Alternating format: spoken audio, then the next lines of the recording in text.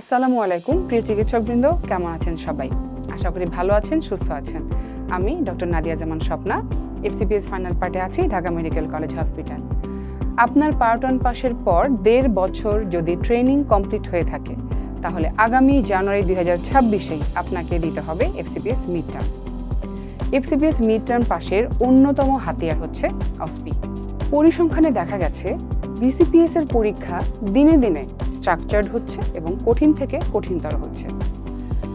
5 মিনিটের একটা অসপি স্টেশনে বসে প্রশ্ন পড়া, অ্যানালাইসিস করা এবং লিখে আসা খুব সহজ কাজ না।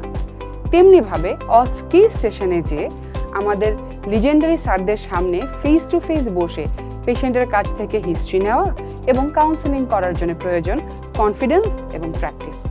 বারবার প্র্যাকটিসের মাধ্যমে আপনাকে কনফিডেন্ট করে তোলার জন্যই জেনেসিস মিড টার্ম মেডিসিন নিয়ে এসেছে অসপি প্র্যাকটিস ব্যাচ জানুয়ারি 2026। চলুন দেখে আসি কি থাকছে এই ব্যাচে। 7টি short case demo and practice class, 6টি অসপি সেশন, 4টি অসপি প্র্যাকটিস সেশন, একটি ম্যাজিক্যাল সেশন এবং 3টি অসপি মক টেস্ট, এবং একই সাথে থাকবে ফিডব্যাক ক্লাস। স্পেশাল সেশন হিসেবে পাচ্ছেন আইওই, প্রসিডিউর এবং previous BCPS OSCE solve class, এবং তার সাথে হিস্ট্রি অ্যান্ড কাউন্সেলিংয়ের আইস ব্রেকিং লেকচার ক্লাস। তাহলে আর দেরি কেন? জানুয়ারি 2026-এ মিড টার্ম পাশের লক্ষ্যে আজই এনরোল করুন অসপি প্র্যাকটিস ব্যাচে।